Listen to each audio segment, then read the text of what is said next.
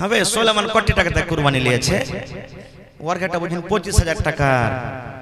কই যে হারে হতলা তুই কোটিতে নিয়েছিস, কই যে ওর থেকে 2,000 টাকা বেশি রে ভাই, 27,000 টাকা। কই যে আচ্ছা ওই আব্দুর রহমান কোটিতে নিয়েছে, কই যে ওর ঘাটা 30,000 টাকা। এই করতে করতে শেষে তখন কইবে তোরটা কোটি রে ভাই, বোকা চোদা, যেমন তেমন জিনিস কুরবানি দেব নাকি? अबे तेल चूचे खाली हमार के तेल चूचे खाली हमार के जानवर गोटा ग्रामे এরকম জানোয়ার কেউ কেনে নি, এরকম জানোয়ার হন হয় না একবারে কিনেছে। গরুতে 7 জন দিচ্ছে, উটে 10 জন দিচ্ছে, দিচ্ছে কি তাই না?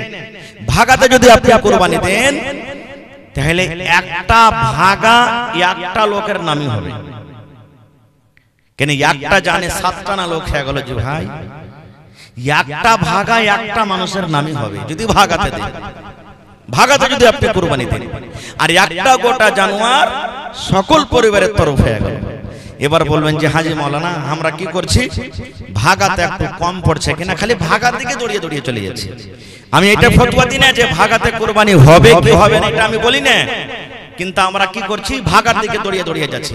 কুরবানির যখন টাইম আসছে নাই যে মুলি সাহেব হাতে টাকা পয়সা নাই, কোন রকম এদিক ওদিক করে এই 2-2,500 টাকা জমা করেছে, এবার কুরবানির কিনতে যাব। ভাই রে, ওই লোকটারই যখন বেটির বিহা লাগবে, বেটার বিহা লাগবে, গালাকে ভোজ খাওয়ার লেগে একবার হন হয় না 25,000 টাকার গরু কিনে লিছে জবাই করে খাওয়ায়, খাওয়াইছে খাওয়াই না বলেন। আর যখন কুরবানির যখন টাইম আসবে তখন কবে গোটা পারবো না, তখন ভাগার দিকে যাবে।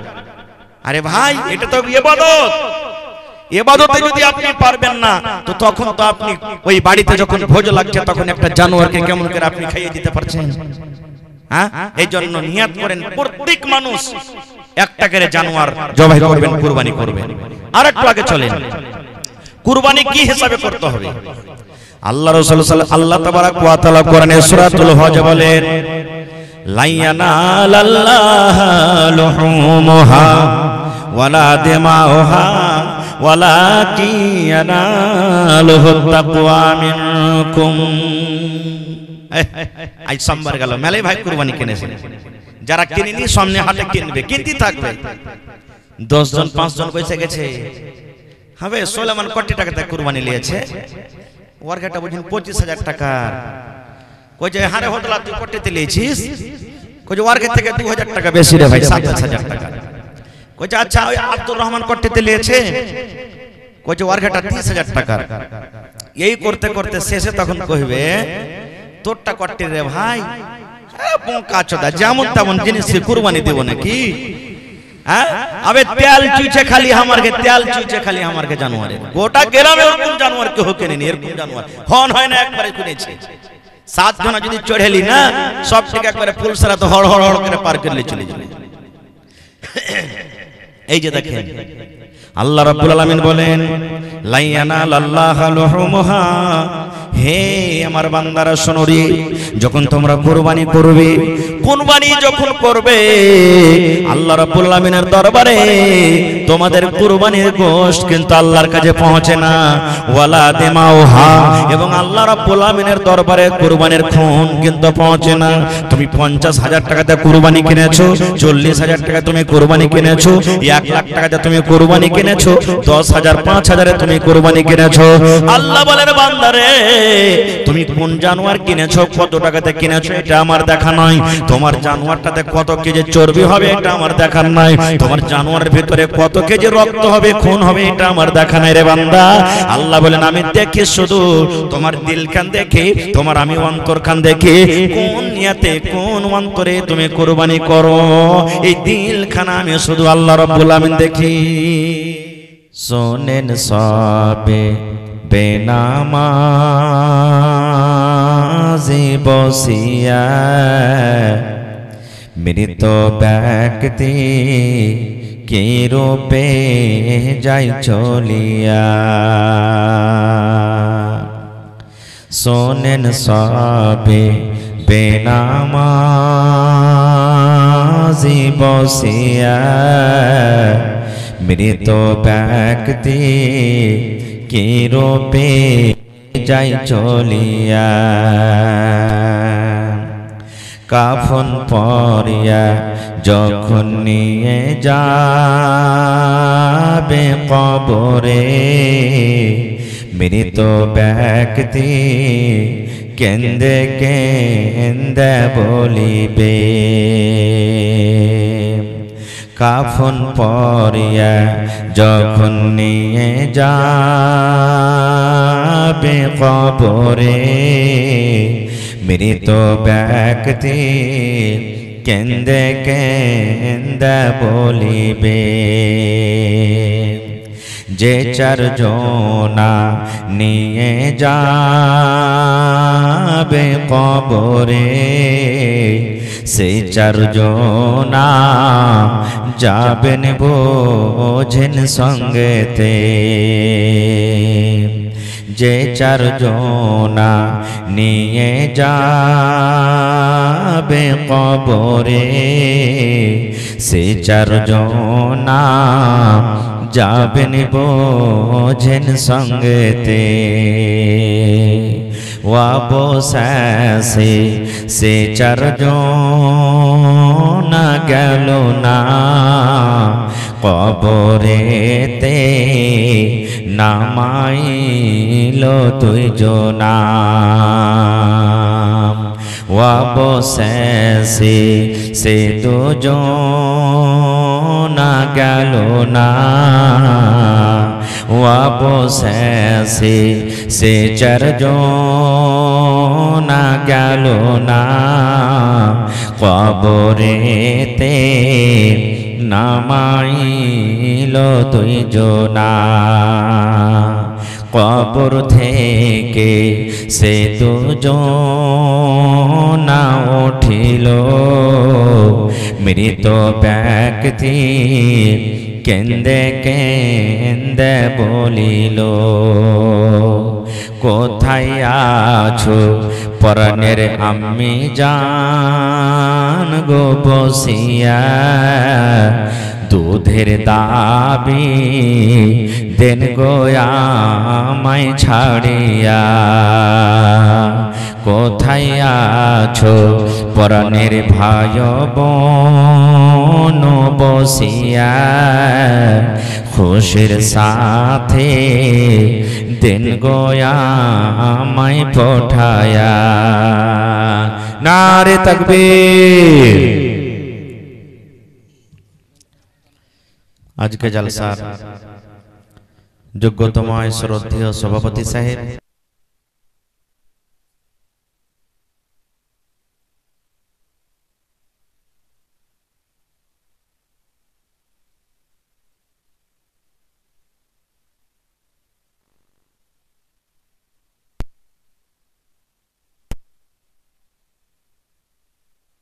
মহান আল্লাহ তাবারাক ওয়া তাআলা আজকে আমাদেরকে এত কাজ কাম থাকা সত্ত্বেও আরাম নরম গরমের বিছানাকে ত্যাগ করে এই জালসার পিন্ডালে বসে কিছু বলার ও শোনার তৌফিক দিয়েছেন। তাই আমরা সে আল্লাহ তাবারাক ওয়া তাআলার প্রশংসা করি, অন্তর থেকে মুহাব্বতের সাথে সকলেই পড়েন আলহামদুলিল্লাহ। একটু মুখ খুলে জোর করে পড়েন ভাই আলহামদুলিল্লাহ। তারপর আমাদের শেষ নবী হযরত মুহাম্মদুর রাসূলুল্লাহ পড়েন সাল্লাল্লাহু আলাইহি ওয়াসাল্লামের পর ওয়াগনন দারুদ শরীফ শান্তি ধারা বর্ষিত আমিন। আল্লাহুম্মা সাল্লি আলাইহি আল্লাহুম্মা বারিক। ভাই মুসলমান, আমি জানি আমার এই রামপুর গ্রাম আলহামদুলিল্লাহ খুব ভালো, কারণ যখন আমি চিলমারি মাদ্রাসাতে পড়াছিলাম আমার মাদ্রাসা থেকে যত টেম্পু এসেছে কালেকশন এসেছিল বা এই গ্রামের নাম শুনি যে কোনো গাড়ি যদি গ্রামে ঢুকে যায় 10,000 15,000 20,000 যে কালেকশন করে গ্রাম থেকে নিয়ে যাবে না এরকম কোনোদিন হয়নি। সবাই দান করেছেন আলহামদুলিল্লাহ। গ্রাম দেখেন মনে হয় চিনতে পারা যায় না এখন গ্রাম যে কোন টাকার বাড়ি। আল্লাহ এত সুখ দিয়েছেন, দোয়া করছি আল্লাহ আরো তারাক্কি দেখ, আরো সুখ হোক। তবে ভাই আজকে মাদ্রাসার জালসা, আর এটা হলো আপনাদের নিজস্ব মাদ্রাসা। আল্লাহ রাসূল সাল্লাল্লাহু আলাইহি সাল্লাম মাদ্রাসাকে এত ভালোবাসতেন আর মাদ্রাসার এত দরকার যারা হাজী সাহেব বা মক্কা গেছেন, মদিনা গেছেন, দেখেছেন মদিনাতে যেটা মসজিদ, মসজিদে নববী, মসজিদ যখন তৈরি করা হলো তো ছেলে মেয়েরাকে অর্থাৎ পড়ার এত দরকার, ইলমের এত দরকার, নবীজি বুঝলেন যে আল্লাহ রাসূল সাল্লাল্লাহু আলাইহি ওয়াসাল্লাম মসজিদের বারান্দাতে, মসজিদে নববীর বারান্দাতে মাদ্রাসা কায়েম করে দিলেন। এখন আপনাদের মসজিদে পড়া হয়েছে না হয়নি? হয়েছে, মাশাআল্লাহ। আর ওই পড়ার জন্যই মাদ্রাসা করা হবে, যার কারণে আজকে জালসা, নাকি? খুব খুশির কথা, কারণ মসজিদ পরে মাদ্রাসা আগে। এটা মনে করিয়েন না যে মাদ্রাসা মসজিদ বানাইতে হবে না, মসজিদও দরকার, মাদ্রাসাও দরকার, তবে মসজিদ পরে মাদ্রাসা আগে। এই জন্য এদিকে আছেন মাওলানা,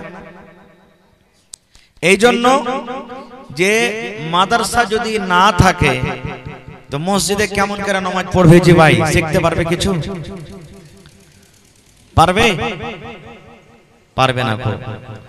এই জন্য মাদ্রাসা দরকার, মাদ্রাসাতে পড়াইতে হবে। ইলম হলো ফরজ, ইলম শিখতে হবে। রাসূল বলেছেন তালাবুল ইলমি ফারিজাতুন আলা কুল্লি মুসলিম, প্রত্যেক মুসলমান, যে বেটা ছেলে হোক কিংবা বেটি ছেলে হোক, ইলম শেখাটা কি ফরজ। এই জন্য যত যুবক নওজওয়ান আছেন আগে বাড়েন আপনারা।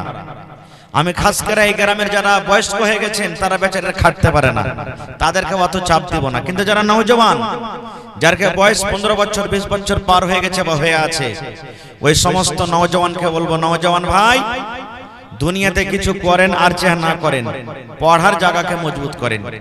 চাহে মাদ্রাসা হোক, কনভেন্ট হোক, টিউশনের জায়গা হোক, বানাত হোক, বানিন হোক, যে কোনো জায়গা হোক, পড়ার জায়গাকে মজবুত করেন। কারণ পড়িতে গেলে আগে বাড়বেন, না পড়িতে গেলে আগে বাড়তে পারবেন না জীবনে।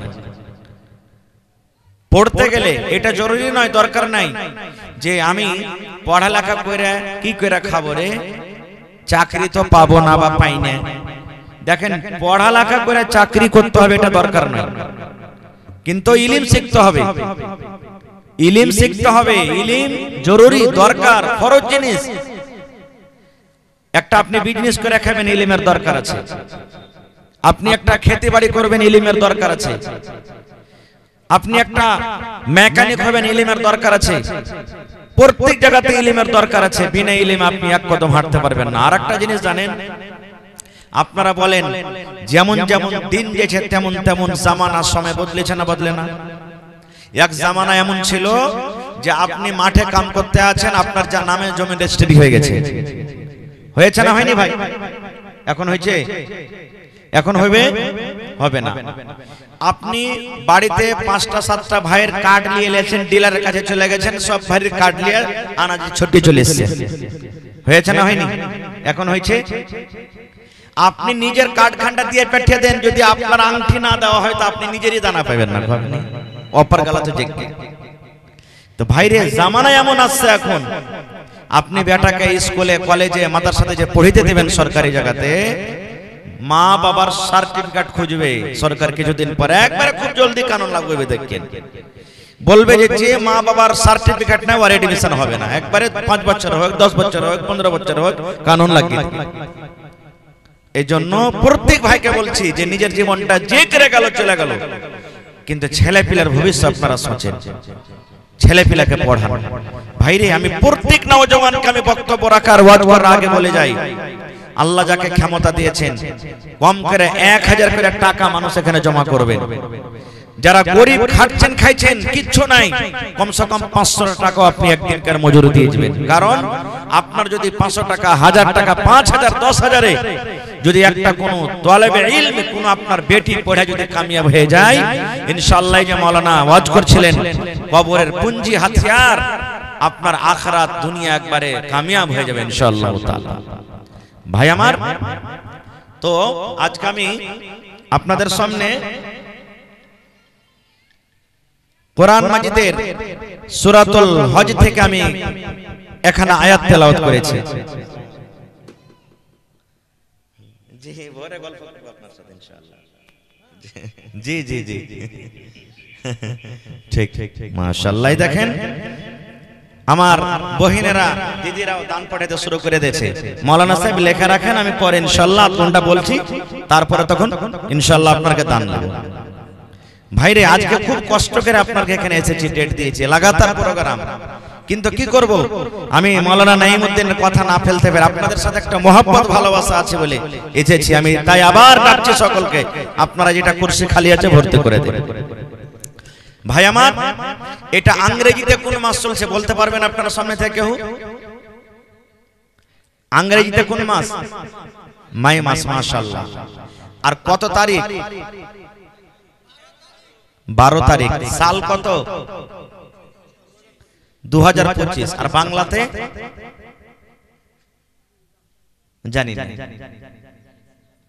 আচ্ছা আর একটু আগে চলেন, আরবি মাসের কত তারিখ এটা আজকে? জানি না। একটা ছেলেকে দেখতে গেছে, 2-3টা লোক একদিন দেখে চলে গেছে, আর একদিন নতুন নতুন 2-4টা মানুষ এসে দেখবে লেগে, তো বলছে যে আরে বাবা তোমার নাম কি? তোমার মধ্যে যে জিজ্ঞাসা করছে প্রথম দিনও কিন্তু এসেছিল, কই যে তোমার মনে থাকে না তো তুমি লেখা দিতে পারো না যে আমার নাম কি? তুমি সেদিন জিজ্ঞাসা করলে ফের আজও তোমাকে কহো যে নামটা কি? হ্যাঁ ভাই আমার, আমরা মুসলমান, আল্লাহর দেওয়া নাম। আরবি মাসটাকে রেখেছেন আল্লাহ, এটা আল্লাহর দেওয়া নাম। আল্লাহ তাবারক ওয়া তাআলা আরবি মাসের নাম রেখেছেন। এটা হলো আরবি মাসের আজকে 13 তারিখ, 14 তারিখের রাত পড়ে গেছে। দিন আগে না রাত আগে? আরবি মাসের রাত আগে, দিন পরে। বুঝতে পারলেন তো? যদি কোনো বাচ্চা ধরেন মাগরিবের আজানের পর হয়ে গেল, আজকে মাগরিবের আজান হলো, বাচ্চা হয়ে গেল, আকিকে 7 দিনকে দিন লাগবে, তো ধরেন সোমবার গেল নাকি, মঙ্গলবারের রাত চালু হয়ে গেল, মঙ্গলবার থেকে দিন গুনতে হবে, সোমবার থেকে হবে না। এটা মনে করিলেন ভালো করে। মেলায় জনা ফোন করে, হাজি মাওলানা সোমবারের দিন যায় রাইতে হয়েছে বাচ্চাটা, তো কোন দিন থেকে দিন ধরবো জি মাওলানা? তো মঙ্গলবার থেকে ধরতে হবে। যদি কহে মাওলানা মাগরিবের আজানের টাইম হয়ে গেছে, আজানও শুরু হয়েছে, ছেলেটা হয়েছে, তাও মঙ্গলবার থেকে হবে। আজান কখন হয়? চিকাস দুবার আগে না পরে? জোরে বলে। হ্যাঁ, তো যেমনি আজান হয়ে গেল তেমনি এই রাত চালু হয়ে গেল, পরের দিনকার রাত। ভাই আমার, তা আল্লাহ যদি বাঁচিয়ে রাখে আমাদেরকে, ইনশাআল্লাহ তাআলা সামনে মাসের আরবি জিলহিজ্জা মাসের 10 তারিখে আমরা কুরবানি করব এবং ঈদুল আজহার নামাজ পড়ব ইনশাআল্লাহ তাআলা। এই কুরবানি সম্পর্কে কিছু কথা আপনাদেরকে বলবো। ভাই আমার, তাহলে কুরবানি করার 4টা দিন আছে। কয়টা দিন? ভালো করে শুনবেন, দামি কথা দিয়ে যাবো যে আপনারা ইনশাআল্লাহ। কুরবানি 4 দিন পর্যন্ত করতে পারবেন। কয় দিন? কথা বলেন, কয় দিন? 4 দিন। চাঁদের 10 তারিখ, চাঁদের 11 তারিখ, চাঁদের 12 তারিখ, চাঁদের 13 তারিখ। কয় দিন হলো? চাঁদের 10 তারিখে যদি কুরবানি করতে না পারেন তো চাঁদের 11 তারিখে করবেন। 11 তারিখে যদি করতে না পারলেন চাঁদের 12 তারিখে করবেন। চাঁদের 12 তারিখে না হলো চাঁদের 13 তারিখ পর্যন্ত আপনি কুরবানি করতে পাইবেন, 4 দিন। এবার রাসূল বলেছেন গোটা বছরে 5 দিন রোজা করা হারাম। কেউ যদি 5টা দিন রোজা করে তো আর নেকি না হয়, কি হবে? জোরে বলেন, কি হবে? গুনাহ হবে। রাসূলের হাদিস, আমার নয়। কি বলেছেন নবীজি? রে আমার উম্মতের দল, আল্লাহ রাব্বুল আলামিন গোটা বছরের মধ্যে 5টা দিন রোজা রাখা আল্লাহ রাব্বুল আলামিন হারাম করে দিয়েছেন। এই মায়েরাকে বলবো, খালারাকে বলবো, বোন রে, 5টা দিনে যদি রোজা রাখেন আপনার রোজা হবে না, হবে না, হবে না। ওপর থেকে আল্লাহ রাব্বুল আমিন আপনার খাতাতে কিন্তু গুনাহ লিখে দিবেন। বলবেন মাওলানা জি 5টা দিন কোন কোন দিন রোজা রাখা হারাম? কোন 5টা দিনে রোজা করলে গুনাহ হয়ে যাবে? 1 নম্বর নবী বলেছেন যেদিন রমজান মাস শেষ হয়ে যায়, রমজান মাস শেষ হওয়ার পর চাঁদের শাওয়াল মাসের 1 তারিখে আমরা ঈদের নামাজ পড়ি। নবী বলেছেন ঈদের দিন রোজা রাখা হারাম। একদিন হলো কি ঈদের দিন, যেদিন ঈদের নামাজ পড়ি। আর 4 দিন কখন? নবী বলেছেন এই যে জিলহিজ্জা মাস, কুরবানি যেদিন করব চাঁদের 10 তারিখে, চাঁদের 11 তারিখে, চাঁদের 12 তারিখে, চাঁদের 13 তারিখে, অর্থাৎ 10 থেকে নিয়ে 13 পর্যন্ত এই 4টা দিন রোজা রাখা হারাম। যদি কোনো মা, যদি কোনো খালা, যদি কোনো ভাই, যদি কোনো বোন, যদি কোনো দাদা এই 4টা দিন রোজা রাখে, নবী বলেছেন সে কিন্তু গুনাহ করলো, পাপ হয়ে গেল। এই 4 দিনের রোজা রাখা একবারে রাসূল বলেছেন হারাম। তাহলে গোটা বছরে কয়দিন রোজা রাখা মানা আছে? জোরে বলেন। 5 দিন রোজা রাখা মানা আছে।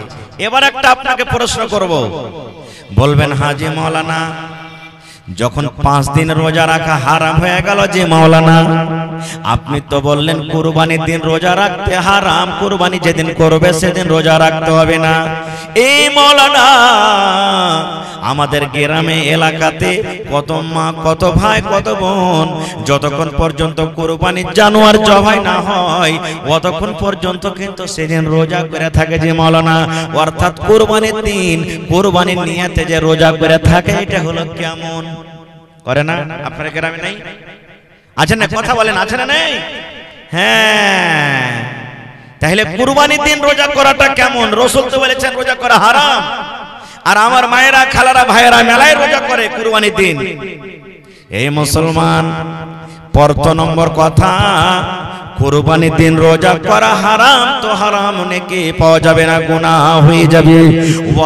ওপর থেকে কোনদিন হাফ বেলা অর্ধেক দিন কিন্তু রোজা হয় না। এবং জানোয়ারের জন্য শরীয়তে কোনো রোজা নাই।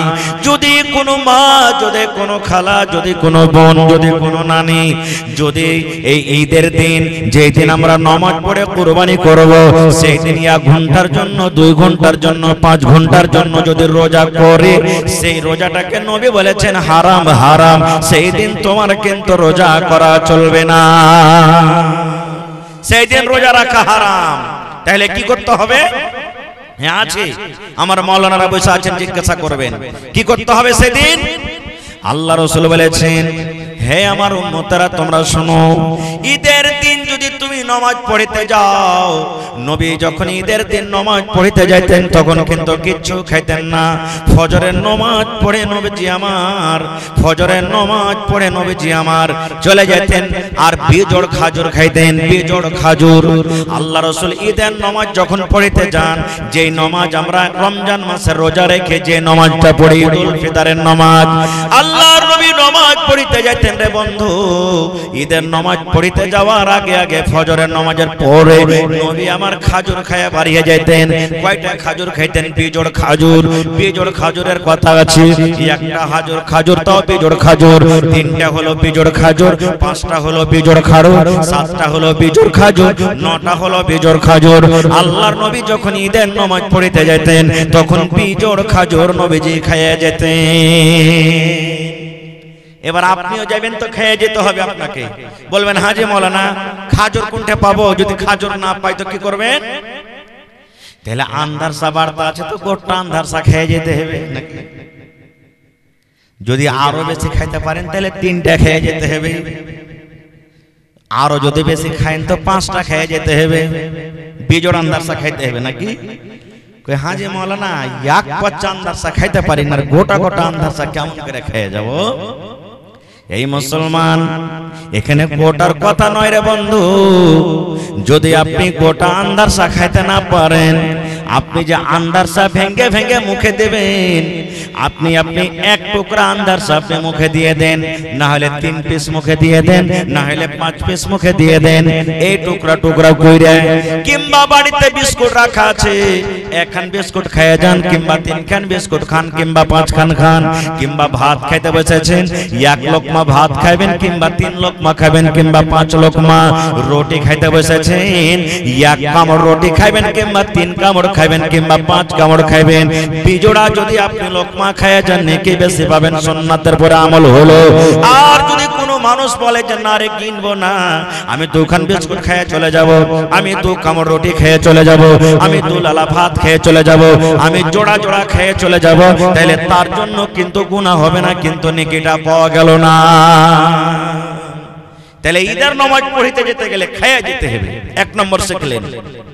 এবার বকরা ঈদের নামাজ, নবী আমার নামাজ যখন পড়িতে যেতেন তখন কিন্তু বাড়িতে কোনো খানা পিনা খাইতেন না। সন্ধ্যাবেলাতে যে নবী খাবার খেয়েছেন ওই খানা খাওয়ার পর নবীজি ফজরের নামাজের পর আর কিচ্ছু খাইতেন না, নবীজি ডাইরেক্ট খালি পেটে নামাজ পড়িতে চলে যেতেন। এবার নামাজ পড়তেন, নামাজ টামাজ পড়ে বাড়িতে চলে আসতেন, আর বাড়িতে আসার পর কুরবানির জানোয়ার জবাই করতেন, কুরবানি জবাই করতেন। আর কুরবানি জানোয়ার জবাই করে নবীজি সর্বপ্রথম খাবার ওই কুরবানির গোশত খেয়েছেন। এটা হলো সুন্নাত তরিকা, আর নাম রোজা নয়। এটা সুন্নাত তরিকা, কিন্তু আমরা করতে পারি না। রাসূল ফজরের নামাজ পড়ি সর্বপ্রথম কাম নামাজ পড়তে চলে যেতেন, বকরা ঈদের নামাজ। আর আমরা কি করব? আমারকে জামাত বড়জি এরকম দূর দূর থেকে আসতে হয়, তো 8টা 9টাতে আমরা টাইম দিব আর নামাজ পড়িতে যাব। আর নামাজ পড়তে ইদিক উদিক করতে করতে 10টা 11টাতে বাড়ি আসবো, দিয়ে তখন কুরবানি জবাই করতে যাব। অতক্ষণ পর্যন্ত পেট খালি কো কো কো কো করবে ভোকের জ্বালাতে, করবে না? জি না, একবারে যত পারবেন সকালে নামাজ পড়েলেন, আর নামাজ পড়ে এসে প্রথমে কুরবানির জানোয়ার জবাই করেন। আর জানোয়ার জবাই করে গোশত বানাইতে তো লেট হয় না, হবে আপনি আধ কেজি 1 কেজি 2 কেজি গোশত আপনি দিয়ে পাঠিয়ে দেন বাড়ি, এই রান্না বান্না করতে বলগা। এবার কোন রকম তাড়াঘোড়া করে ছেলে মিলে বাড়িতে চলে গেলেন, তব তলক বাড়ির গোশত কি হলো, রেডি হয়ে গেল, আপনি ওই গোশত খাইলেন। এটা হলো সুন্নাত তরিকা, আর নাম রোজা লয়। যদি এখনো আপনারা করেন কোনো মা খালা ভাই যে না আমি বকরা ঈদের দিন সন্ধ্যাবেলাতে যা খাবো খাবো আর খাবো না কুরবানি করা পর্যন্ত, এবার কুরবানি কইরা আইছে তখন আপনি কুরবানির গোশত খাবেন। রাসূল বলেছেন এটা সুন্নাত তরিকা, এর নাম যদি কেউ বলে রোজা তো গুনাহ হয়ে যাবে, পাপ হয়ে যাবে, এর নাম রোজা নয়। তাহলে কথাটা ক্লিয়ার হয়ে গেল নাকি? এবার শুনেন, আল্লাহ রাসূল সাল্লাল্লাহু আলাইহি ওয়াসাল্লাম বলেছেন যে মানুষরা কুরবানি করার ইরাদা করেছে, যারা কুরবানি করবে, কুরবানির জানোয়ার খরিদ করে নিয়েছেন, কিংবা এখনো কুরবানির জানোয়ার আপনি খরিদ করেননি, হয়তো আপনি কুরবানির দিন দিবেন, কুরবানির দিন খরিদ করবেন, কিংবা একদিন আগে খরিদ করবেন, 2 দিন আগে করবেন, 5 দিন আগে করবেন, ইরাদা আছে আপনার আমি কুরবানি করব, এই বছর আমি জানোয়ার কুরবানি করব।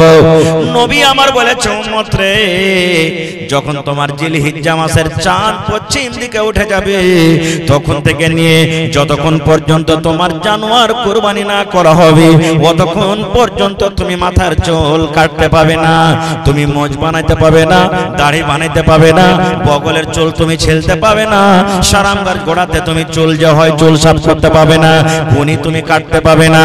আল্লাহ রাসূল বলেছেন উম্মত মাথার চাঁদি থেকে নিয়ে পার তালা পর্যন্ত যে কোনো চুল আছে তুমি কিন্তু কুরবানি হওয়া পর্যন্ত তুমি কাটতে পাবে না। কখন? এই যে জিলহিজ্জা মাসের চাঁদ উঠে গেল আর আপনি নিয়ত করেছেন আমি কুরবানি করব, কিন্তু কুরবানি জানোয়ার এখানে আপনি কিনেননি বা কিনে নিয়েছেন। মেলা জনের খাসি আছে না নাই? মেলা জনা কুরবানি কিনে নিয়েছেন না লেনি? আর মেলা জনা কুরবানি লেনি, আচ্ছা লিবো একদিন আগে, আচ্ছা যেদিন কুরবানি হবে সেদিন নিয়ে এসে হাট থেকে জবাই করে দেব, এরকম নিয়ত করেছে। ওই লোকের জন্য রাসূল বলেছেন তুমি মাথার চাঁদি থেকে নিয়ে পার তেলা পর্যন্ত কোনো জিনিস তুমি কাটতে দেবে না। এবার বলবেন হাজি মাওলানা কুরবানি কারনেওয়ালা তো পোল্ট্রি মুরগির দোকান দিচ্ছে, এরকম তো হয় না? আছে না নাই? গ্রামে নাই যে পোল্ট্রি মুরগির দোকান দেয়? মাওলানা জি তাহলে ও কি করবে? ও কি মুরগি কাটতে পারবে না? কত তো ভাই এমন আছে মাওলানা জি গোশতের ব্যাপারে করে, অর্থাৎ খাসি জবাই করে বিক্রি করে, তাইলে কি করবে? এই মুসলমান নবীর হাদিস আমি বললাম যে কুরবানি করবে শুধু আর নিজের শরীরের কিছু কাটবে না, ও যদি মুরগি জবাই করতে চায় তো মুরগি জবাই করতে পারে, ও যদি গরু জবাই করতে চায় তো গরু জবাই করতে পারে, ও যদি খাসি জবাই করতে চায় তো খাসি জবাই করতে পারে। কুটুম বাড়িতে চলে এসেছে, এবার মুরগি বাড়িতে আছে, মুরগি জবাই করার দরকার বেকার হয়েছে মুরগি জবাই করতে পারে। বন্ধুরে অন্য কোন জিনিস জবাই করবে এতে কোনো মানা নাই, কিন্তু শুধু শরীরের নিজের কিন্তু কিছু কাটতে পাবে না। এই সমস্ত জিনিস থেকে আমাদের কি করতে হবে? বাঁচতে হবে। আর একটু আগে চলেন, আমরা কুরবানি যখন জবাই করি, কুরবানি দিই, আমরা কি করি? আচ্ছা এই খাসিটা এ বেকার আমার মার লেগে দিন, আর বছর দিয়েছি বাপের লেগে, এ বেকার দিব নানার জন্য, এ বেকার দিব আমার জন্য। এই যে খাস করে আমরা দেখি দিনে, জোরে বলেন দেখি দিনে। বন্ধুরে আমার নবী বলেছেন, হে আমার উম্মত, একটা জানোয়ার, একটা গোটা জানোয়ার যদি আপনি কুরবানি করেন, একটা গোটা জানোয়ার আপনার বাড়িতে যতটি পরিবার আছে, ছেলে মেয়ে বেটি বহু আছে, সকল মানুষের জন্য একটা গোটা জানোয়ার কাফি হয়ে গেল। নিয়াতটা আপনি ভুল করে দিয়েছেন, যে বেকার মার জন্য দুনো, বেকার বাবার জন্য দুনো না, এরকম নিয়াত করতে হবে না। আপনাকে করতে হবে কি? আল্লাহ জি আমি গোটা গরু দিয়ে দিলাম, আল্লাহ আমি গোটা ছাগল কুরবানি আমি করছি, এ রব্বুল আমিন তুমি আমার তরফ থেকে কবুল করো, আমার বিবির তরফ থেকে কবুল করো, আমার মায়ের তরফ থেকে কবুল করো, আমার আব্বার তরফ থেকে আল্লাহ কবুল করো, আমার বহুর তরফ থেকে কবুল করো, আমার বেটার তরফ থেকে আল্লাহ কবুল করো, আমার পোতার তরফ থেকে কবুল করো।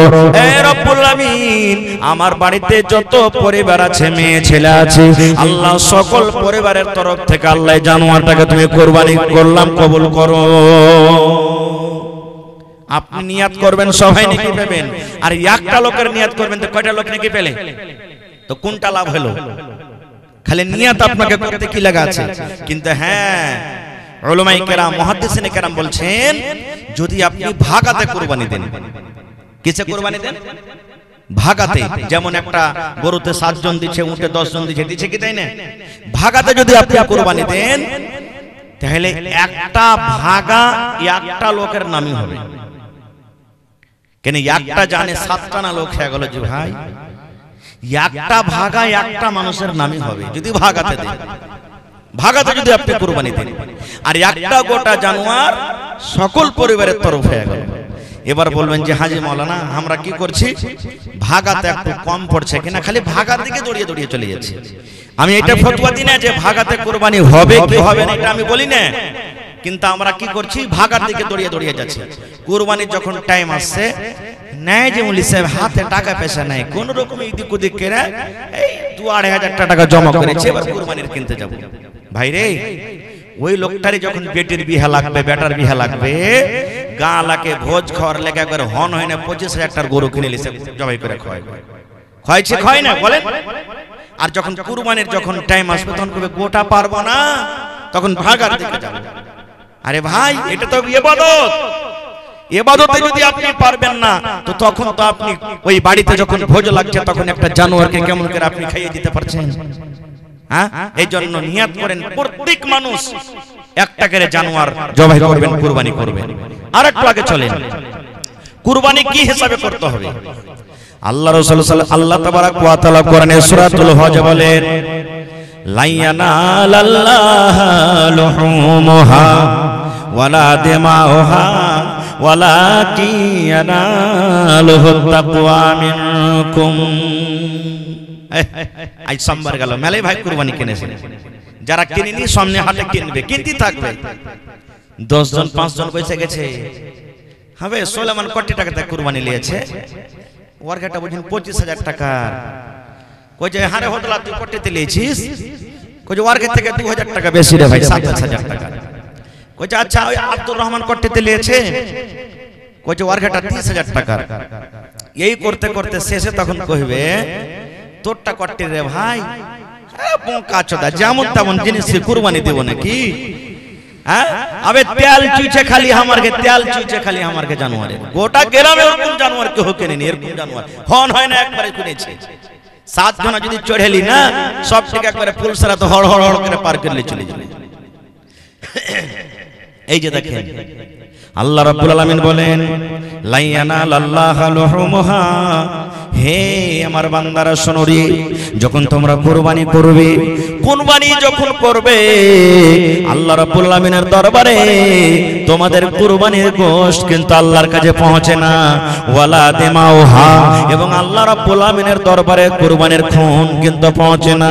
তুমি 50,000 টাকাতে কুরবানি কিনেছো, 40,000 টাকা তুমি কুরবানি কিনেছো, 1 লাখ টাকাতে তুমি কুরবানি কিনেছো, 10,000 5,000 তুমি কুরবানি কিনেছো। আল্লাহ বলেন বান্দারে, তুমি কোন জানোয়ার কিনেছো, কত টাকাতে কিনেছো এটা আমার দেখা নয়। তোমার জানোয়ারটাতে কত কেজি চর্বি হবে এটা আমার দেখার নাই। তোমার জানোয়ারের ভিতরে কত কেজি রক্ত হবে, খুন হবে এটা আমার দেখা নাই রে বান্দা। আল্লাহ বলেন আমি দেখি শুধু তোমার দিল খান দেখি, তোমার আমি অন্তর খান দেখি, কোন নিয়তে কোন অন্তরে তুমি কুরবানি করো। এই দিল খানা আমি শুধু আল্লাহ রাব্বুল আমিন দেখি। তোমার জানোয়ারের আমার ভোগ খানায় দরকার নয়, আমি শুধু তোমার দিল খানটাকে দেখি, দিল দেখি আমি। এই ভাই মুসলমান, মা খালারাও বলে, 4জন 5জন মা খালা বসে গেছে, হাজি বাবু তোমাকে আতরের বাপকে কুরবানি টুরবানি দিচ্ছে, কি করবো জি বাবু, কি করবো, কুরবানি দেওয়ার তো মন ছিল না, কিন্তু কহেনু যে দুঃখ সুখ করে কুরবানি দেও, না দিবে তো 5টা কুকুর শিয়াল আছে কার দুয়ারে তাকাইবে। বলছে কি বলে না ভাই, আপনারা বলেন, বলে না? এই দেখেন 5টা কুকুর শিয়াল আছে, মানে ছেলে পিলা আছে, কার দিকে তাকাইবে? আব কহেন কার দিকে তাকাইবে মানে গোশ খাওয়ার লাগে কুরবানি হলো, এতে কি নেকি পাওয়া যাবে? জোরে বলেন নেকি পাওয়া যাবে? যাবে না ভাই আমার। তো এই সমস্ত জিনিস থেকে, রিয়াকারি থেকে আমাদেরকে বাঁচতে হবে। কুরবানি কার জন্য হবে? জোরে বলেন কার জন্য? আল্লাহ তাবারাক ওয়া তাআলার জন্য কুরবানি হবে। ভাই আমার, এইবারে আপনাদেরকে জানা দরকার সর্বপ্রথম দুনিয়াতে কে কুরবানি করেছিলেন। আল্লাহ তাবারাক ওয়া তাআলা যখন থেকে জমিন আসমানকে বানালছেন তখন থেকে নিয়ে দুনিয়াতে সব থেকে আগে কুরবানি কে করেছেন আর কেন করলেন? সব থেকে আগে আদম আলাইহিস সালামের বেটা হাবিল এবং কাবিল কুরবানি করেছেন। আর কিসের জন্য জানেন? একটা মেয়ে ছেলে, বেটি ছেলের জন্য। এই জামানাতে নিজের ভাই বোন যদি বিয়ে শাদী করতে চায় তো হালাল না হারাম? জোরে বলেন, আরো জোরে বলেন, হারাম। নিজের মার পেটের ভাই বোনের সাথে বিয়ে করা চলবে না। দুধ মা দুধ ভাই বোনের বিয়ে করা চলবে না। যেমন নিজের ভাই বোন হারাম, এরকম দুধ বোন দুধ ভাইয়ের সাথে বিয়ে করা হারাম, এটা শরীয়তের ফয়সালা। এবারে আপনার বাড়িতে একটা স্ত্রী আছে আর ওরই একটা আরো বোন আছে, ছোট হোক কিংবা বড় হোক। এই স্ত্রীটাকে যদি বাড়িতে রেখেছেন আর আরেকটা বোনকে আপনি বিয়ে করে চলেন, অর্থাৎ শালীকে বিয়ে করলেন, চলবে? জোরে বলেন চলবে? চলবে না, হারাম। কেন? আল্লাহ রাসূল বলেছেন নিজের মায়ের পেটের দুটা বোন একটা হাজবেন্ড একটা শাওহারের কাছে থাকতে পাইবে না, একটাকে তোমাকে তালাক করতে হবে। তুমি যদি পরে কার শালীটাকে বিয়ে করে নিয়ে আসো তো আগে কারটাকে তোমাকে তালাক করতে হবে। নিজের মায়ের পেটের বোন 100তে 203 হয়ে একটা লোকের বিবি হয়ে জীবনে কোনোদিন থাকতে পাবে না, এটা রাসূলের হাদিস। ভাই আমার, তো ওই জামানাতে আদম আলাইহিস সালাম এবং মা হাওয়া যখন আল্লাহ তাবারাক ওয়া তাআলা তাদেরকে দুনিয়াতে দিলেন, মেলায় লম্বা কাহিনী ঘটনা আছে, আমি ওদিকে যাব না। আল্লাহ তাবারাক ওয়া তাআলা সিস্টেম করলেন যে একসাথে একটা ছেলে একটা মেয়ে হইতো, অর্থাৎ একটা বেটা একটা বেটি। ধরেন সামনে বছর একটা বেটা ছেলে একটা বেটি ছেলে হবে, এই বছর একটা বেটা ছেলে হলো একটা বেটি ছেলে হলো, ডাবল ডাবল জোড়া জোড়া সন্তান পয়দা হয়।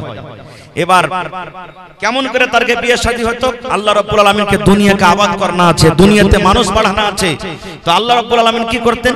এখন 2025 সাল চলছে, ধরেন উদাহরণ দিচ্ছি, 2024 সালে যেই সন্তান অর্থাৎ যে বেটা বেটি হলো ওরা নিজের মায়ের পেটের ভাই বোন হয়ে গেল, ওদের সাথে বিয়ে করা চলবে না। আর 2025 সালে যেই মায়ের পেট থেকে সন্তান হলো এরা নিজের ভাই বোন হয়ে গেল, এরা বিয়ে শাদী করতে পারবে না। কেমন হতো?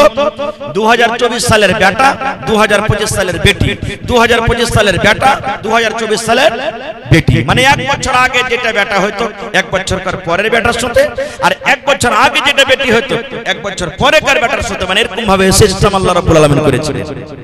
লম্বা ঘটনা ছোট করে বলি, আদম আলাইহিস সালামের দুজন বেটা, একটা নাম হলো কাবিল একটা নাম হলো হাবিল। কাবিল হলো বড় আর হাবিল হলো ছোট। কোরআনের কথা বলছে আপনাদেরকে। এবার কাবিল বড় আগে জন্ম নিয়েছেন, ওর সাথে যেটা আদম নবীর বেটি হয়েছে অর্থাৎ কাবিলের বোন হয়েছে, এটা দেখতে একটু সুন্দর, বেশি দেখতে সুন্দর। আর হাবিল হলো আদম নবীর একটা ছোট বেটা, পরে হয়েছেন। আর ইয়ার সাথে যেটা বেটি ছেলে হয়েছে একটু ওর থেকে দেখতে কম সুন্দর। শরীয়ত কি বলছে? ওই বেটি ছেলে এর সাথে একটা ওর সাথে। কাবিল তখন বলছে হাবিলকে, যে যখন সময় হলো বিয়ের, তখন বলছে না, আমার সাথে এটা হয়েছে, আমি তাকে বিয়ে করব। কিন্তু শরীয়তের নিগাতে এটা হারাম, চলবে না। নিজের ভাই বোন না হয়ে গেল, বলছে না আমার সাথে এটা হয়েছে, আমি তাকে বিয়ে করব। কাবিল বলছে হারে ভাই, এটা তো আমার স্ত্রী হবে, এটা শরীয়ত বিরোধী তুমি কাজ করতে গেছো। আমার সাথে যেটা হয়েছে ওকে তুমি বিয়ে করো, আর ওকে আমি করব। বলছে না, তোর কথা শোনা হবে না। এরা দুইজন নিজের আব্বা হযরত আদম আলাইহিস সালামের কাছে চলে গেলেন। এবার আদম আলাইহিস সালাম তাদেরকে বুঝালেন, বুঝলো না কো। শেষের বেলাতে আদম নবী তখন বললেন যে তোমরা কুরবানি করো, যার কুরবানি কবুল হবে সেই তাকে বিয়ে করবে, আর যার কুরবানি কবুল না হবে সে একে বিয়ে করবে। যেটা এখন হয়েছে, মানে যেটা সিস্টেম ছিল ওই মতো চলবে। বলছে ঠিক আছে।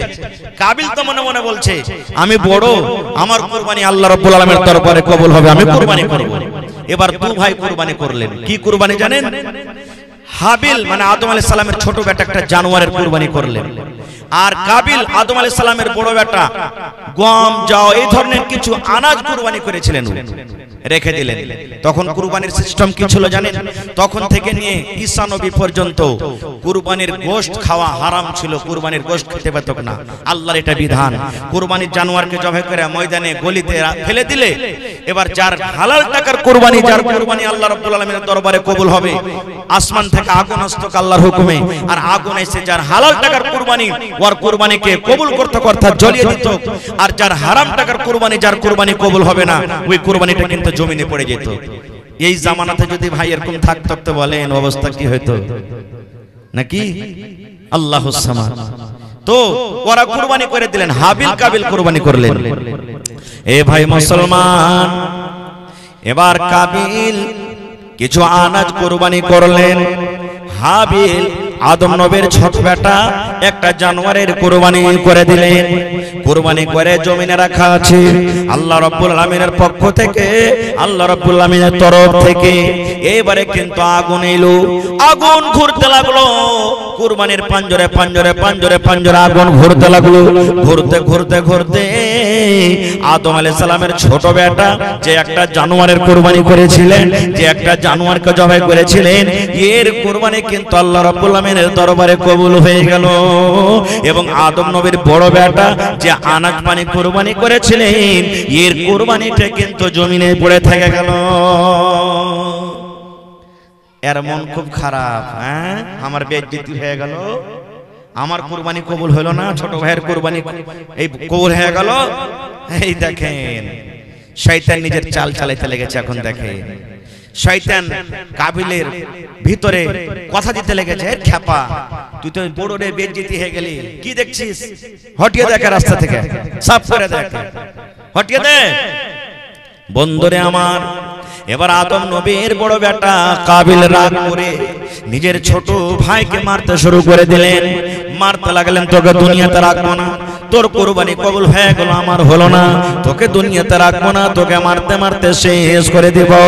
যেমনি মারতে যায়, এবারে হাবিল তখন বলছেন আদম নবীর ছোট বেটা, ভাই রে আমি তোমার থেকে ছোট, আমার পয়সা কম, তুমি আমার থেকে বড়, তুমি হইলে আমার বড় ভাই, তুমি যদি আমাকে মারতে মারতে মারতে মারতে মারতে মারতে মেরে শেষ করে দাও, আমি মরে যাব, দুনিয়া থেকে শেষ হয়ে যাব, কিন্তু আমি তোমাকে মারবো না, তোমার গায়ে আমি হাত তুলবো না, তুমি আমাকে মেরে দাও, তুমি আমাকে শেষ করে দাও, যত তুমি আমাকে মারো কেন আমি কিন্তু তোমার গায়ে হাত তুলবো না, তোমাকে আমি মারবো না। আল্লাহ রাসূল বলেছেন মারতে মারতে মারতে মারতে কাবিল ছোট ভাইকে নিজের কিন্তু মার্ডার করে দিলেন, মার্ডার হয়ে গেল। নবী বলেছেন দুনিয়াতে সর্বপ্রথম মানুষের মত হলো কার, মানে হাবিলের। দুনিয়াতে হাবিলের আগে কোনো মানুষ আর মরেনি, এটা ভালোভাবে শিখালেন। যদি কোনো মানুষ আপনাকে প্রশ্ন করে দেয়, ভাই রে আই তো তুমি জালসা শুনলে, তো জালসাতে একটা কথা বলো তো, দুনিয়াতে সব থেকে যে মানুষটা মরেছিল লোকটার নাম কিনা? তো হযরত হাবিল। কিভাবে মত হয়েছিল? না তো বড় ভাই কাবিল ওকে মারতে মারতে মারতে মারতে শেষ করে দিয়েছে। আল্লাহ রাসূল বলেছেন, উম্মত দুনিয়াতে যত মার্ডার হবে, বন্দুকের গুলিতে মারো, ছুরিতে মারো, চাকুতে মারো, তীর তলোয়ারে মারো, বোমে মারো, টুটি চিপে মারো, যে কোনো হালাতে দুনিয়াতে মানুষকে মার্ডার করে দেওয়া হবে, জুলুম অত্যাচারের কারণে মার্ডার করে দেওয়া হবে। আল্লাহ রাসূল বলেছেন, প্রথম গুনাহ আল্লাহ রাব্বুল আলামিন আদম নবীর বড় বেটা কাবিলের ঘাড়ে চাপিয়ে দিবেন। প্রথম গুনাহ, প্রথম পাপ ওই যে কাবিলের ঘাড়ে চাপাবে, তারপরে আল্লাহ রাব্বুল আলামিন যে মার্ডার করবেন তার ঘাড়ে চাপিয়ে দিবেন। সর্বপ্রথম মার্ডার কে? হযরত হাবিল আলাইহিস সালামকে করেছিলেন, হাবিলকে করেছিলেন। ভাই মুসলমান, এবারে মানুষ তো এর আগে মরেনি, মেরে তো দিলে ভাইকে, ভিতরে আফসোস চলে এলো, আল্লাহ কি করবো? রাগের সময়তে মানুষ মার্ডার করে দিচ্ছে। যখন পুলিশের তাড়তে লাগে তখন কইছে, আল্লাহ কি করবো রে, কে না মারনো রে, কে না মারনো? এই যে তো রাসূল বলেছেন, একজন সাহাবী কে রাসূল সাল্লাল্লাহু আলাইহি ওয়াসাল্লাম জিজ্ঞাসা করছেন, এই আমার সাহাবী, দুনিয়াতে সবথেকে শক্তিশালী কে, তাকাতওয়ার কে? আপনারা বলেন তো কে তাকাতওয়ার? যে 10টা মানুষকে লুহে ফেলে দিয়েছে নাকি? হ্যাঁ, যে 10 জনকে একবারে লাঠিতে সতে দিতে পারছে। বন্দুক সবথেকে তাকাতওয়ার, বম তাকাতওয়ার, একটা ফেলতে গেলে সব শেষ হয়ে যাবে। মিসাইল তাকাতওয়ার নাকি? নবী আমার বলেছেন, না রে না, দুনিয়াতে তাকাতওয়ার কে সব থেকে কে? নবী আমার বলেছেন, এমন রাগ উঠে গেছে, এমন রাগ উঠেছে, মনে হয় বিবির ঝুঁটি খান ধরে তাকে পাড়া দুটা চড় মেরে দি। এমন রাগ হয়েছে, মনে হয় ভাইয়ের গলাতে ছুরি দিয়ে ভাইকে মেরে ফেলে দি। এমন রাগ হয়েছে, বেটার পরে এমন রাগ হয়েছে, মনে হয় খুঁট বেড়াতে এক মাথাতে দিয়ে মাথাটাকে ভেঙে দি। আল্লাহ রাসূল বলেছেন, উম্মত সব থেকে দুনিয়াতে তাকাতওয়ার হলো শক্তিশালী ওই লোকটা, যখন রাগ উঠে যাবে নিজের রাগটাকে কন্ট্রোল করবে, রাগটাকে যে একবারে কন্ট্রোল করে দিবে। রাসূল বলেছেন সবথেকে তাকাতওয়ার শক্তিশালী হলো ওই। আমার ভাইরা দেখেন, কত ভাই এমন আছেন, বিবি যদি একটু উল্টা পাল্টা করে, ও তো মানুষ করবে, খুঁট বেড়ে নেবে, লাঠি নেবে, আর বলে হালের বেটি হালে, হট তোকে বাড়তে ছোব না, মারতে মারতে মারতে ওর ঝুঁটিকে ধরে হটাইতে হটাইতে বাহির করে দিবে রোড থেকে, আর দুয়ারে বসে করে বাড়িতে খালি সামনে ডক্টর কাঠ খড়াকে ঝরিয়ে দেবে। রাসূল বলেছেন, কেন তুমি এরকম করছো তোমার বিবিকে? তুমি ওকে রাগ করে বাড়ি থেকে বাহির করে দিলে, ও যদি কহরের সাথে পালিয়ে যায়, ও যদি কহর কোনো মানুষের হাত খানটাকে ধরে নেয়, ওর পরে যদি কেউ হামলা করে দেয়, তাহলে পাপটা যে তোমারই হবে। দ্বিতীয় কথা, রাসূল বলেছেন, তুমি যখন মারবে তা আদবের মার মারো, বেয়াদবের কেন মার মারছো? ওর চেহারাতে মারিও না, গালখানে মারিও না। তুমি এখন রাগ করে মেরে দাগ ফেলে দিলে, আর 1 ঘন্টা 2 ঘন্টা পর তোমার রাগটা যখন ঠান্ডা হবে, তখন তুমি যে পস্তাইবে, বেকার তোকে মারনো রে, দেখতে কত গালখানে দাগ পড়ে গেছে, মুখখানে দাগ পড়ে গেছে। রাসূল বলছেন যে না, ওর চেহারাতে তুমি মারিও না। কিন্তু আমরা কি বুঝছি ভাই, মারতে যখন লাগছে, ওরে আল্লাহ, 4-5 বাড়ির মানুষ এসে জমা হচ্ছে, এত জোরে জোরে মারছে। আর কত মা খালায় এমন আছে লক্কলি লাগানি, একটু আর পুরুষ খালি যদি ডাঁটে কিনা তো এমন করে চিল্লাবে যে কি হয়ে গেল, এরকম আছে কোনো মা খালা না। ভাই আমার মার্ডার হয়ে গেল, আর মাটি দিবে কেন? কারণ মানুষ তো এর আগে মরেনি। আমরা তো জানছি যে মানুষ মরতে গেলে ওকে মাটি দিতে হবে। বেয়াদবি হলে মাফ করবেন।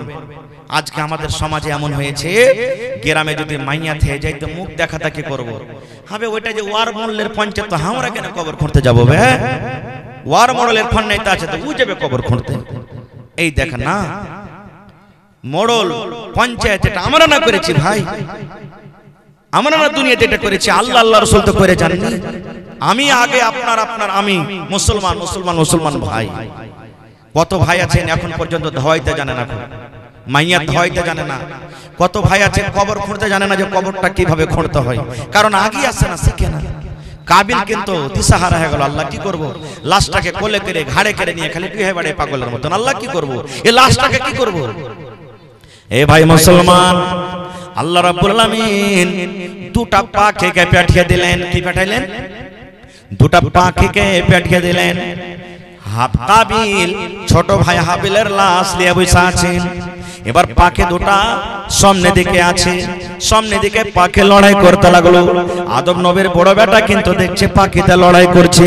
লড়াই করতে করতে করতে করতে করতে আল্লাহ রাসূল বলেছেন একটা পাখি আরেকটা পাখিকে কিন্তু মার্ডার করে দিল, একটা পাখি মরে গেল। যখন পাখিটা মরে গেল, যে পাখিটা মেরে দিল ওই পাখিটা নিজের লোলে, নিজের চোঁচে কিংবা নিজের পায়ে পাখাতে এরকম ভাবে মাটি হটিয়ে হটিয়ে হটিয়ে হটিয়ে সুন্দর করে ওই মরা পাখিটাকে ওই জায়গাতে দফন করে চলে গেল। এবারে তখন কাবিল জানতে বলল, আল্লাহ রে, মানুষ যখন মরে যায় এরকম ভাবে তাকে জমিনে দফন করতে হয়, এরকম ভাবে জমিনে দফন করতে হয়। আরে আমি কত খেপা মানুষ, আমি কত পাগলা মানুষ, নিজের ভাইকে আমি মেরে দিয়ে, নিজের ভাইকে আমি মার্ডার করে দিয়ে আমি দফন করতে জানলাম না, আর আমার সামনে দুটো পাখি এসে কিভাবে দফন করে চলে গেল। ভাই মুসলমান দেখলেন, তাহলে সর্বপ্রথম কুরবানি করেছিলেন কে? হাবিল আর কাবিল। এই করতে করতে করতে করতে করতে সিলসিলা আস্তে আস্তে আস্তে, কারণ সময় খুব লম্বা হতে যাচ্ছে, শর্টে বলছি। এবার যখন ইব্রাহিম নবীর জামানা চলে এলো, ইব্রাহিম নবীর ৮০-৮৫ বছর বয়স হয়ে গেছে ভাই, একটা ছেলে পিলা হয়নি, একটা সন্তান হয়নি। আজ যদি আমাকে 10 বছর 5 বছর বিয়ে শাদী হয়ে যায়, ছেলে পিলা না হয়তো কোনঠে না যাব না, কত পীর বাবার কাছে যাব, কোন গাছের তলাতে যাব, কোন মন্দিরের কাছে যাব, কোনঠে যাব, হে আঁচল পাইতে পাইতে দোয়া করবো, আল্লাহ তুমি একটা ছেলে দাও। আল্লাহ, আল্লাহ ঠোঁট মোটা হয় তা চলবে, কান কাটা হয় তা চলবে, দাঁত ভাঙা হয় তা চলবে, কিন্তু আল্লাহ ছেলে দাও। হা হা হা, এটা ভুল দোয়া। যখনই আল্লাহর কাছে চাইবেন ভালো দোয়া চাইবেন, ভালো দোয়া করেন। আপনি খারাপ ছেলে চাইতে পারলেন, খারাপ দোয়া করলেন, ওই জায়গাতে যদি ভালো দোয়া করেন তো আল্লাহ আপনাকে ভালো ছেলে দিবে না। দেখেন ইব্রাহিম নবীর ৮০-৮৫ বছর বয়স, মাথার চুল পেকে গেছে, বুড়িয়ে গেছেন, বয়স হয়ে গেছে, স্ত্রী বুড়ি হয়ে গেছে, বুড়ি হয়ে গেছে, সন্তান কিন্তু হয়নি। কিন্তু আল্লাহর জাত, আল্লাহর রহমত থেকে কোনোদিন নিরাশ হয়ে যায়নি। এত বয়সে দোয়া করছেন আল্লাহর কাছে, কি জানেন? রব্বে হাবলি মিনাস সালিহিন, আল্লাহ তুমি একটা নেককার বেটা দাও আল্লাহ আমাকে, আল্লাহ সালেহ বেটা দাও আল্লাহ, আল্লাহ নেককার বেটা বেটি দাও। আমরা তো দোয়া করছি আল্লাহ বেটা বেটি দাও, কিন্তু নেককার বেটা বেটি দাও এটা দোয়া করি না। দোয়া করতে হবে, আওলাদ যখন সন্তান পেটে থাকবে আপনাকে দোয়া করতে হবে, আল্লাহ আমার স্ত্রীর পেটে যেটা সন্তান হবে, আল্লাহ সন্তানটা তুমি নেককার করিও, আল্লাহ বেটা হোক বেটি হোক, আল্লাহ তুমি নেককার করিও, দিনদার করিও আল্লাহ, আল্লাহ যাতে ইমানদার হয়, মুনাফিক না হয়, আল্লাহ চোর ডাকাত লুচ্চা ফঙ্গা না হয়, এরকম ভাবে আপনাকে দোয়া করতে হবে।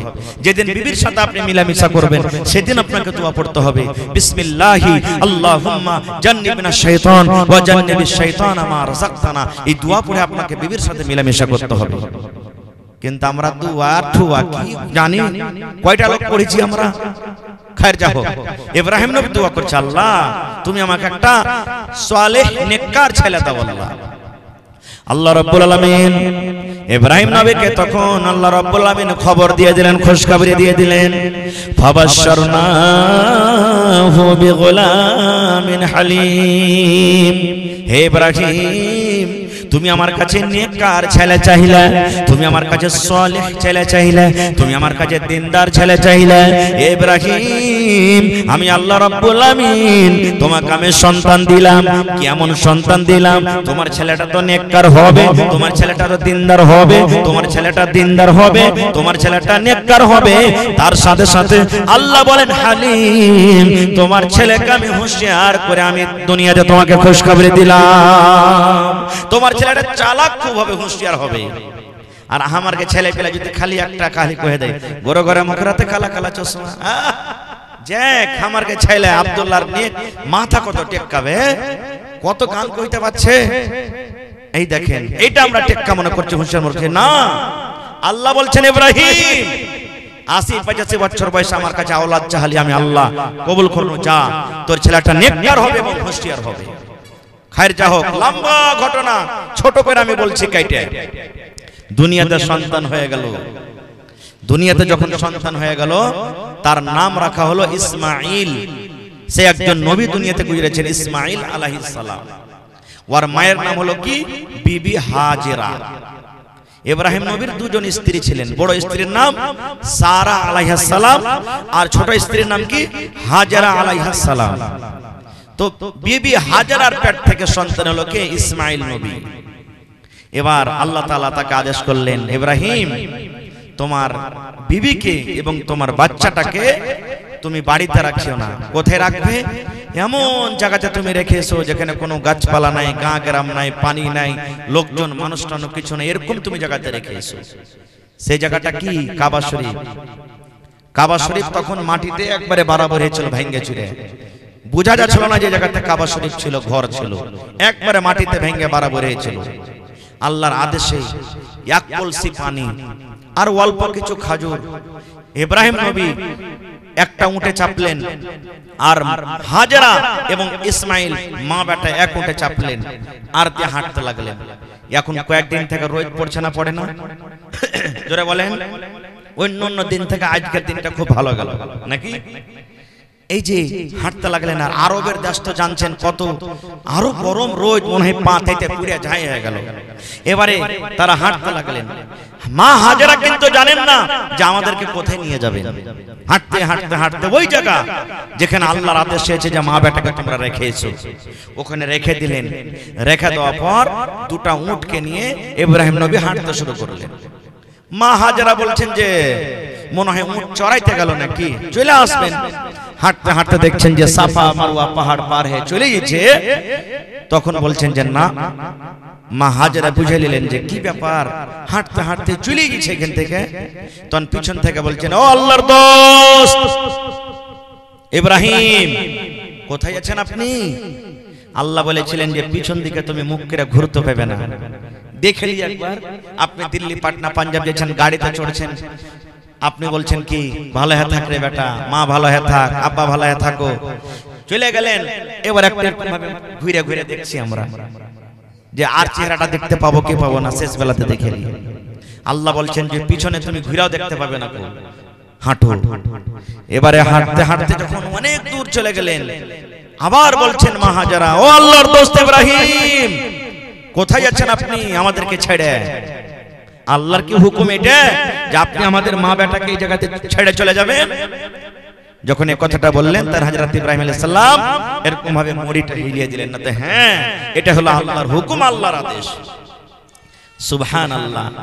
এই জামানার যদি মায়েলোক হতো কি বলতেন জানেন? মিন সে মরা লিসি লাগা খায়বার পিন্দেবার রগ নে ছেড়ে চলে গেল, কত রকম গাইল দিত। কিন্তু রে সুবহানাল্লাহ, যখনই হযরত ইব্রাহিম আলাইহিস সালাম এবার যখন মাথাটা হিলিয়ে দিলেন, হ্যাঁ বিবি রে, আল্লাহ রাব্বুল আলামিনের আদেশ হয়েছে তোমাদের মা বেটাকে আমি এই জায়গাতে রেখে যাব। তখন বিবি হাজেরাকে বলছেন, স্বামী গো, আর আপনাকে রাখবো না গো স্বামী, আপনি চলে যান। এখানে মানুষ নাই তো কি হলো, এখানে গ্রাম নাই তো কি হলো, এখানে পানি নাই তো কি হলো, এখানে লোকজন নাই তো কি হলো, মা বেটা আমরা দুজন আছি, আমাদের সাথে আছেন কে?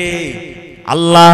আল্লাহ রাব্বুল আমিন আমাদেরকে হালাক বরবাদ করবেন না, আল্লাহ রাব্বুল আমিন আমাদেরকে হেফাজত করবেন, আল্লাহ আমাদেরকে বাঘ থেকে বাঁচাবেন, আল্লাহ আমাদেরকে সাপ থেকে বাঁচাবেন, আল্লাহ আমাদেরকে দুশমন থেকে বাঁচাবেন, আল্লাহ রাব্বুল আমিনের খাবার ব্যবস্থা করে দিবেন, আল্লাহ রাব্বুল আমিন পানির ব্যবস্থা করে দিবেন, আল্লাহ ঘরের ব্যবস্থা করে দিবেন, আল্লাহ রাব্বুল আমিন সব কিছুর ব্যবস্থা আমাদেরকে করে দিবেন। চলে যান, চলে যান স্বামী গো, চলে যান, আর আপনাকে আমি রাখবো না। নারে তাকবীর, সুবহানাল্লাহ। এইবারে মাঝখানে মেলায় কথা আছে, কেমন ভাবে জামজামের কুয়া বের হলো, কেমন করে কি হলো, যদি সময় পেতে আবার কোনোদিন বলবো, ঠিক আমি যাব না, কথা লম্বা হবে। এবারে আস্তে আস্তে আস্তে যখন ইসমাইল আলাইহিস সালাম 5 বছর 6 বছর 7 বছর বয়স যখন হয়ে গেছে, সুবহানাল্লাহ, দেখেন আজ আমরা জানোয়ারের কুরবানি করছি, আজকে মানুষের কুরবানির কথা আপনাদের সামনে বলছি। ওরে সুবহানাল্লাহ, দুনিয়াতে কোন এমন বাপ আছে যে নিজের বেটাকে কুরবানি করতে পারবে? দুনিয়াতে কোন এমন মা আছে যে বলবে যা আল্লাহর রাহে তুই কুরবানি হয়ে যা, আল্লাহ রাব্বুল আমিনের আদেশ তুই মানতে যা? দুনিয়াতে কোন এমন বেটা আছে, আব্বা তুমি আমার গলাতে ছুরি দিয়ে দাও, আমি আল্লাহর রাহে কুরবানি হয়ে যাব? সুবহানাল্লাহ। আজ একটা পড়িতে যাই, খালি মুলবি মাস্টার মাইরা দেয়, দাওলে কাটতে চলে যাব, শালার বেটা মুলবি তুই খায় মানুষ করছিস যে মারবি? এই দেখেন, বলি না জি ভাই, হ্যাঁ সুবহানাল্লাহ। এই আমার মায়েরা খালারা শুনেন, আল্লাহ রাব্বুল আলামিন কোরআন মাজিদে বলেন, ফালাম্মা বালাগা মাহুস সাইয়া, যখন ইসমাইল নবী আব্বার সাথে চলাফেরার বয়সে যখন পৌঁছে গেলেন। বাপের সাথে মানুষ চলাফেরা কখন করে? 3 বছর, 4 বছর, 5 বছর, 6 বছর, এই বয়সে না। যেদিকে বাপ যাবে ওদিকে ও যাবে। বাপু যদি মোটরসাইকেল নিয়ে বের হয়, বলে আব্বা আমিও যাব। সাইকেলে যদি বের হয়, আমিও যাব। কোনটা যাবি রে? তুমি যেখানে যাবে সেখানে যাব। পিছে ধরে না যে ভাই। আল্লাহ রাব্বুল আলামিন বলেন, যখন ইব্রাহিম নবীর সাথে চলাফেরার বয়সে যখন তার সন্তান পৌঁছে গেলেন, মানে ইসমাইল নবী, আল্লাহ রাব্বুল আলামিন স্বপ্ন দেখাচ্ছেন, ইব্রাহিম তোমার কলেজার টুকরাকে তুমি তার গলাতে ছুরি দিয়ে তাকে তুমি কুরবানি করে দাও, জবাই করে দাও। স্বপ্ন দেখাইলেন আল্লাহ। আমাকে আপনাকে যদি স্বপ্ন দেখি বা দেখাই যে যা বেটাকে তুই কুরবানি করতে হবে, হবে না। কারণ আমার আপনার স্বপ্নটা ওহী নয়, কিন্তু নবীরাকে আল্লাহ স্বপ্নের মাধ্যমে ওহী করতেন। নবীরা যেটা স্বপ্ন দেখলে এটা আল্লাহ রাব্বুল আলামিনের পক্ষ থেকে। এবারে হযরত ইব্রাহিম আলাইহিস সালাম যখন স্বপ্ন দেখে নিলেন, আল্লাহ রাব্বুল আলামিন আমাকে বেটা কুরবানি করতে বলছেন। ওরে সুবহানাল্লাহ, কেন বেটার কুরবানি করতে বললেন? আল্লাহ রাব্বুল আলামিন শুধু পরীক্ষা করছেন, ইব্রাহিম রে তুমি 85 বছর বয়সে যে বেটাটা পেয়েছো, এই বেটাটাকে তুমি বেশি ভালোবাসো কি আমি আল্লাহ রাব্বুল আলামিন তুমি আমাকে বেশি ভালোবাসো? আল্লাহ শুধু পরীক্ষা করছেন, ইব্রাহিম তুমি বেটাকে বেশি ভালোবাসো না আমাকে বেশি ভালোবাসো? শুধু এই পরীক্ষা, তাছাড়া আর কিছু নাই। আল্লাহ বললেন কুরবানি করো। আহ দেখেন জি কেমন নবী। এমনি আল্লাহ তাবারাক ওয়া তাআলা তাকে দোস্ত বলেছেন, ইব্রাহিম খলিলুল্লাহ, ইব্রাহিম হলেন আল্লাহর দোস্ত। সুবহানাল্লাহ। এইবারে একটা ছুরি নিয়ে নিলেন, ছুরি নিয়ে বাড়ি থেকে বের হয়ে গেলেন।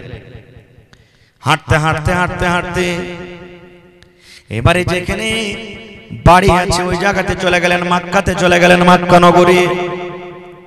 এবার একানিত ভাবে ইব্রাহিম নবী বেটাকে ডাক দিলেন।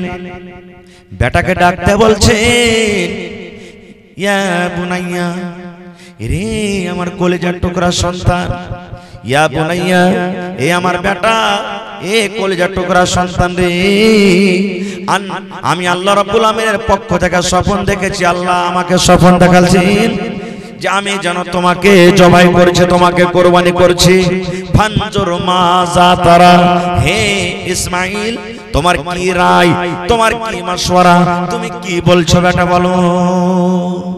বেটা আল্লাহর আদেশ হয়েছে আমি যেন তোমার গলাতে ছুরি দিয়ে তোমাকে জবাই করছি, তোমাকে আমি কুরবানি করছি। বেটা তোমার রায় কি, মাশওয়ারা কি বলো তো।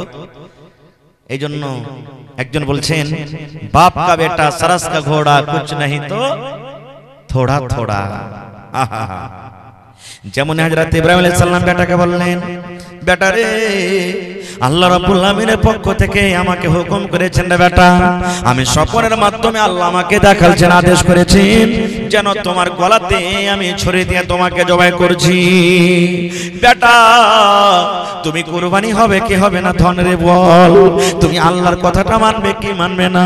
তোমাকে আমি জবাই করতে নিয়ে যাব মিনার মাঠে, তুমি আমার হাতে তুমি কুরবানি হবে কি হবে না? এ আমার ভাইয়েরা মায়েরা খালারা শুনি, যেমন কথা হযরত ইসমাইল আলাইহিস সালাম শুনলেন, আব্বাকে বলছেন, আল্লাহর কোরআন বলছেন, দেখেন আমার কথা নয়, ইয়া বাতিফাল মা তুমার সাতাজদুনি ইনশাআল্লাহু মিনাস সাবিরিন। আব্বা গো, ইয়া বাতিফাল, হে আমার আব্বা, মা তোমার আল্লাহ যেটা আপনাকে আদেশ করেছে, হুকুম করেছে সেটাই করেন। আব্বা গো, যদি আল্লাহর আদেশ হয় যে আমাকে কুরবানি হইতে হবে, আমি আল্লাহর রাহে জবাই হয়ে যাব, কুরবানি হয়ে যাব। আব্বা গো, তুমি আমার গলাতে ছুরি দিয়ে তুমি আমাকে জবাই করে দাও, আমি কুরবানি হয়ে যাব, জবাই হয়ে যাব। সাতাজাদুনি ইনশাআল্লাহু মিনাস সাবিরিন। আব্বা যখন উট জবাই হয় উটটা কত ছটপট ছটপট করে, গরু যখন জবাই হয় গরুটা কত ছটপট ছটপট করে, যখন দুম্বা জবাই হয় দুম্বাটা কত ছটপট করে, আব্বা যখন ছাগল জবাই হয় ছাগলটা কত ছটপট করে। যদি ইচ্ছা করলে উটকে যদি বেঁধে না রাখে, গরুটাকে যদি বেঁধে না রাখে, গরুটা শরীর তলা থেকে পালিয়ে যাবে। হযরত ইসমাঈল বলছেন, আব্বা আমি ওই জানোয়ারের মতন হব না, আমি তোমার শরীর তলা থেকে পালিয়ে যাব না, আমি ছটপট ছটপট করব না, আমি হাত হেলাবো না, পা আমি হেলাবো না, মুড়িটা আমি হেলাবো না। আব্বা তুমি আমার গলাতে ছুরি দিয়ে জবাই করে দাও, আমাকে তুমি ধৈর্যশীল পাবে, আমাকে তুমি সবরকারী পাবে, আল্লাহর রাহে আমি কুরবানি হয়ে যাও, জবাই করে দাও। ওরে সুবহানাল্লাহ। তাহলে বাপও রাজি বেটাও রাজি। আল্লাহ কোরআনে বলেন ফালাম্মা আসলামা, বাপ বেটা যখন রাজি হয়ে গেল, আল্লাহ নিজে বলছেন হে দুনিয়ার মানুষ, আমি আল্লাহ রাব্বুল আমিন ইব্রাহিম নবীকে কুরবানি করতে বললাম বেটাকে। এবার ইব্রাহিম নবী নিজের বেটাকে বললেন, বেটাও রাজি হয়ে গেল। বাপ কুরবানি করবে বলে রাজি হয়ে গেল, বেটা কুরবানি হবে বলে রাজি হয়ে গেল। আল্লাহ বলেন ফালাম্মা আসলামা, যখন বাপ বেটা দুজন রাজি হয়ে গেল, ওয়াতাল্লাহু লিল জাবিন, এবং তাকে মুখের ভরে যখন দিয়ে দেওয়া হলো। মিনার মাথা দিলে চলে গেলেন। মেলায় মাঝখানে ঘটনা ঘটলো, আমি ওদিকে যাবো না, শর্টে বলছি। এবারে মিনার মাথা দিলিয়ে ময়েজা হাসানাতে বা অন্য অন্য কোন কিতাবে লিখছেন, সত্য মিথ্যা আল্লাহ জানে, হয়তো মানুষরা বোঝার জন্য লিখেছেন কোন কোন মুসান্নিফ, যে যখন কুরবানি করতে যাবে ওই টাইমে ওই সময়তে ইসমাইল নবী আব্বাকে বলছেন কিছু কথা। কি কথা জানেন? আব্বা গো, যখন আপনি আমাকে কুরবানি করবেন, আপনি নিজের চোখে পাট্টিটা দিয়ে দিবেন, নিজের চোখটাকে বন্ধ করে দিবেন। কেন বন্ধ করবেন? যখন আপনি কুরবানি করতে যাবেন, যখন ছুরিটা আমার গলায় দিতে যাবেন, তখন হয়তো আমার দেখে দেখে আপনাকে মায়া লেগে যাবে, দয়া লেগে যাবে।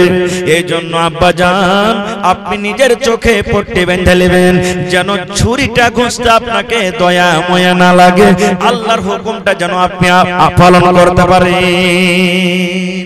একটা কথা এটা বলেছিলেন। আর কি বলেছিলেন জানে? ইসমাইল নবী বলেছিলেন, আব্বা গো, যখন আপনি আমাকে কুরবানি করে বাড়িতে চলে যাবেন, দয়া করে আমার জামা কাপড়গুলো আপনি খুলেলেন। কেন খুলেলেন? মা বাড়িতে আছে, আমার জামা কাপড় যখন আমার মা দেখবে, আমার জামা কাপড়ে রক্ত লেগে আছে, খুন লেগে আছে, হয়তো আমার মাকে দয়া লেগে যাবে, মায়া লেগে যাবে, আমার মা হয়তো কত কাঁদবে আমার জন্য। এই জন্য আম্মা, তুমি আমার এই জামা কাপড়কে খুলে দাও। এই ধরনের কিছু কথা বলেছিলেন। আল্লাহু আলাম। ভাই আমার, এবারে ছুরি কিন্তু ঘুষতে যাবে। ওরে সুবহানাল্লাহ, আল্লাহ রাব্বুল আমিনের যত দুনিয়াতে ফেরেশতা আছেন, সব ফেরেশতা গো, আল্লাহ কি তোমার ইমতিহান, কি তোমার পরীক্ষা। যত দুনিয়াতে জীবজন্তু আছে, ওরে আল্লাহ, সবাই কিন্তু আল্লাহ পেরেশান হালাতে আছে। আল্লাহ কি হলো, কেমন তোমার পরীক্ষা? আজকে একটা বাপ নিজের গলাতে ছুরি দিবে, আজকে নিজের বেটাকে গলাতে ছুরি দিয়ে জবাই করবে। আল্লাহ কি হলো, কেমন পরীক্ষা। ওরে সুবহানাল্লাহ, হযরত ইব্রাহিম আলাইহিস সালাম নিজের বেটার গলাতে ছুরি দিতে যাবেন রে বন্ধু, জবাই করতে যাবেন। এরকম টাইমে আল্লাহ রাব্বুল আমিন জিবরিল ফেরেশতাকে ডাকতে বলছেন, জিবরিল রে, আমার পাগলটাকে দেখ, দেখ রে দেখ, বেটাকে ছুটিয়ে দিয়েছে আর হাতে ছোরা নিয়ে নিয়েছে। যতক্ষণ পর্যন্ত জবাই না হবে, অতক্ষণ পর্যন্ত কিন্তু হটবে না। যা রে জিবরিল, যা যা, জান্নাতের ভিতরে চলে যা, জান্নাত থেকে একটা জানোয়ার নিয়ে এলে, জান্নাত থেকে একটা দুম্বা নিয়ে এলে, আর ওই দুম্বা তুই তাড়াতাড়ি করে চলে যা মিনার মাঠে, মিনার ময়দানে। আমার ইসমাইলকে তুমি তার ছুরির তলা থেকে টেনে নাও, এবং ইসমাইলের জায়গাতে জানোয়ার দুম্বাটাকে তুমি রেখে দাও। আল্লাহ রাব্বুল আমিনের আদেশে এবারে জিবরিল আমিন এবারে তখন ওই দুম্বা নিয়ে এসে হাজির হয়ে গেলেন। ইসমাইল নবীকে তার ছুরির তল থেকে টেনে নিলেন, দুম্বাকে তার সামনে শুইয়ে দেওয়া হলো। বিসমিল্লাহি আল্লাহু আকবার বলে জবাই করে দিলেন। যেমন জবাই হয়ে গেল, দুম্বা কেটে গেল। ইব্রাহিম নবী তো জানেন না, মনে করছেন মনে হয় আমি আমার বেটাকে আমি জবাই করে দিলাম। এবারে যদি পট্টি হটিয়ে দেখছে বা নামও দিকে যখন দেখছে তখন দেখছে আরে আমি তো একটা জানোয়ার জবাই করলাম, দুম্বা জবাই করলাম। সামনে দেখছে জিবরিল ফেরেশতা দাঁড় হয়ে আছে, বলছে কই আমার ছেলে ইসমাইল কই? হযরত জিবরিল আলাইহিস সালাম বলছেন, হে আল্লাহর দোস্ত, হে আল্লাহর নবী, আল্লাহ রাব্বুল আমিন আপনাকে শুধু পরীক্ষা করার জন্য আদেশ করেছিলেন তুমি বেটাকে কুরবানি করো। আল্লাহর শুধু পরীক্ষা ছিল, ইব্রাহিম রে তুমি ৮০ বছর বয়সে আমাকে বেশি ভালোবাসো না তোমার বেটাকে বেশি ভালোবাসো, এই পরীক্ষা করার জন্য আল্লাহ আপনাকে আদেশ করেছিলেন। আপনি পরীক্ষাতে পার হয়ে গেলেন, আপনি ইমতিহানে পাস করে গেছেন, আল্লাহর ইমতিহানে আপনি পাস হয়ে গেছেন। এই জন্য ইব্রাহিম আর বেটাকে কুরবানি করতে হবে না, বেটাকে আপনাকে কুরবানি করতে হবে না।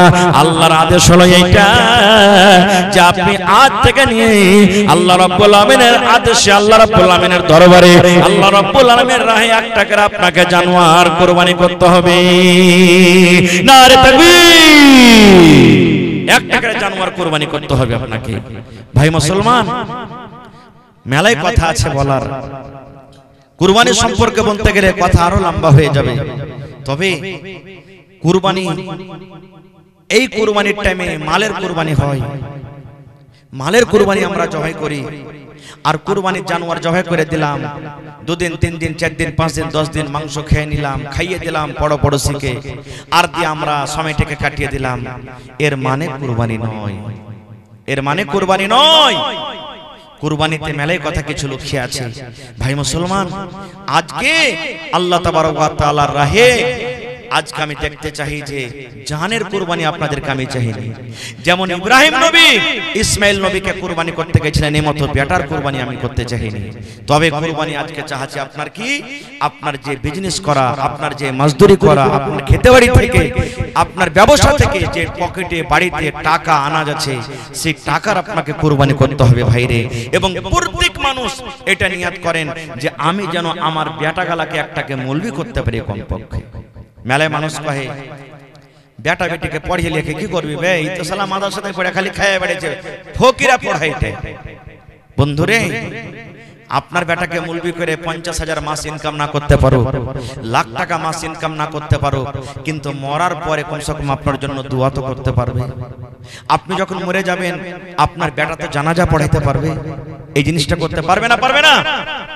আপনার জন্য একবার যদি বলে রব্বির হামহুমা কামা রব্বায়ানি সাগীরা, এই দোয়াটা তো আপনার জন্য করতে পারবে। এক এমবিবিএস ডাক্তার, বড় ডাক্তার, আপনারা জানছেন এমবিবিএস ডাক্তার কাকে বলে? বাপ জমি জায়গা বিক্রি করে ছেলেকে পড়ালছে। বাপের খবর হলো যে বাপ মারা গেছে, 80 বছরকার বয়স, ডাক্তার বাবু এমবিবিএস ডাক্তার আইসা হাজির হয়েছে, জামাত লাইন লেগে গেছে, জানাজার নামাজ হবে। আল্লাহ রাসূল বলেছেন যে যদি গ্রামের ইমাম আছে ভালো কথা, গ্রামে ইমাম আছে ভালো কথা, এবার যার বাড়িতে মাইয়া থেয়েছে ও যদি বলে যে আমার বাপের জানাজা আমি পড়াবো, আমার মায়ের জানাজা আমি পড়াবো, আমার ভাইয়ের জানাজা আমি পড়াবো, আমার কাকার জানাজা আমি পড়াবো, এটা ইখতিয়ার আছে। রাসূল বলেছেন যদি পড়াইতে চাহে তো পড়িতে পারে। ইমাম সাহেবকে বলে দিতে হবে যে ইমাম সাহেব আজকে আমি আমার বাপের জানাজা আমি পড়াবো, ইমাম সাহেব আজকে আমি মায়ের জানাজা আমি পড়াবো, ইমাম সাহেব আজকে আমি অমুকের জানাজাটা আমি পড়াবো, ইমাম সাহেবকে বলতে হবে। বন্ধুরে, তো ইমাম সাহেব বলছেন ডাক্তার বাবু আপনার আব্বা আপনাকে কত টাকা খরচ করে এত বড় ডাক্তার করেছেন, পড়িয়ে লেখাচ্ছেন, আপনি 50,000 লাখ টাকা 2 লাখ টাকা মাসে ইনকাম করছেন, আজকে আপনার আব্বার জানাজাটা আপনি পড়িয়ে দেন। সুবহানাল্লাহ। যেমনই কথাটা বলা, ডাক্তারের চোখ দিয়ে ঝরঝর ঝরঝর ঝরঝর করে পানি ঝরতে শুরু হয়ে গেছে। আল্লাহ কি হলো? এবার ইমাম সাহেব বলছেন হে ডাক্তার বাবু আপনি কেন কাঁদেন, আপনার চোখে কেন পানি ঝরে? বাপ মরে গেছে বলে আপনি কাঁদেন, আপনার আব্বা দুনিয়া থেকে চলে গেছেন বলে আপনি কাঁদেন। এবারে ডাক্তার সাহেব বলছেন ইমাম সাহেব আমার আব্বা জান মারা গেছে এই জন্য আমি কাঁদি না, আমার আব্বা জান দুনিয়া থেকে চলে গেছেন এই জন্য আমি কাঁদি না। এবারে বলছেন ইমাম সাহেব তাহলে ডাক্তার বাবু কেন কাঁদেন, আপনার চোখ দিয়ে কেন পানি ঝরে? এইবারে ডাক্তার বলছেন ইমাম সাহেব আমার আব্বা জান জমি জায়গা বিক্রি করে আমাকে এত বড় ডাক্তার করেছেন, আমি মাসে 10,000 15,000 50,000 টাকা করে আমি ইনকাম করি। ডাক্তার বাবু ইয়া তো আমাকে আমাকে আমার আব্বা জান তালিম দিয়েছেন, ইলম দিয়েছেন, শিক্ষা দান করেছেন। আমি দেশের নামকরা ডাক্তার হয়েছি, আমি বড় ডিগ্রিধারী ডাক্তার হয়েছি, কিন্তু আল্লাহ রাব্বুল আমিন আমাকে একটা ইলম থেকে মাহরুম রেখেছেন। একটা ইলম আমি কিন্তু শিখতে পারিনি। বলছেন কি? ওরে আল্লাহ, বলছেন এত ইলম শিখেছি, কিন্তু আজকে আমার আব্বা জান যে মারা গেছে, আমার আব্বা জানের জানাজা কেমন করে পড়াইতে হবে, জানাজার দোয়াটা কি, কি নিয়ম কানুনে নবীজি জানাজার নামাজ পড়িতে বলেছেন, এই জিনিসটা কিন্তু আমি জানি না, যার কারণে আমার চোখটা পানি ঝরে।